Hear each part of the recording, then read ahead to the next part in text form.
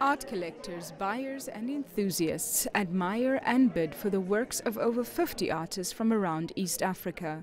This was the second time a high-level auction of this kind was held in Nairobi. Last year's auction had bids of more than $215,000. Kenyan artists, like many of their African counterparts, often find more success abroad than at home, where paying top price for art is seen as a preserve for a small group of wealthy elite. Last year, Circle Art Agency decided that one of the gaps in the art market here, or the art scene here, was an auction run exactly the same as Sotheby's or Bonhams or Christie's internationally.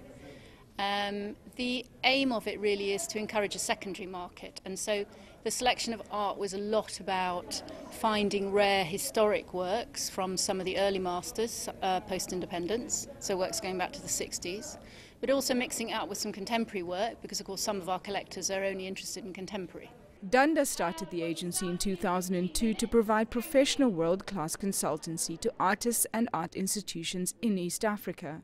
Circle Art Agency has curated works from over 50 of the region's most talented and renowned artists, giving them visibility and offering the public access to their art.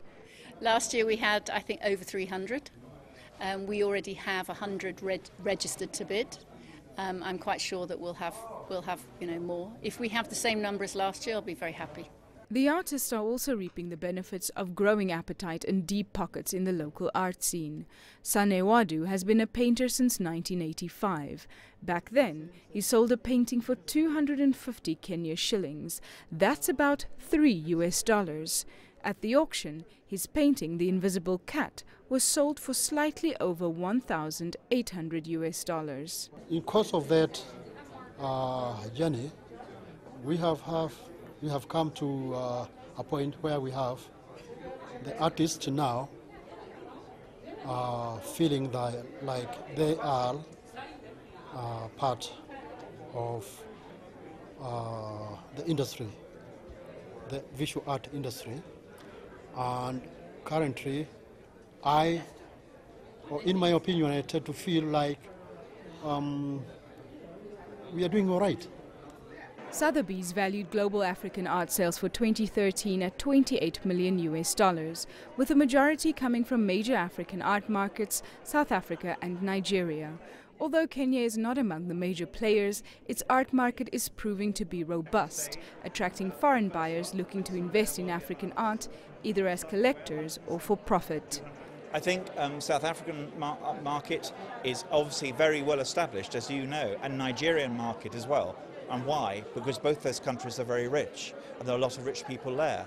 I think for other, like Uganda or here, there are Ugandan artists, the various East African artists here. I think it's wonderful because it's an area that hasn't had the exposure like South Africa has. So, and quite frankly, as far as the quality, it's just as good. DENDY EASTON has auctioned for Bonhams and Sotheby's and was flown in from the UK for the event. He notes that Kenya is slowly establishing itself as a major art destination in Africa. But as Africa's art scene gets more profitable for the creators and more valuable for the collectors and buyers, critics warn artists not to compromise their authenticity in favor of commercial returns. Valdi Karolse, CCTV.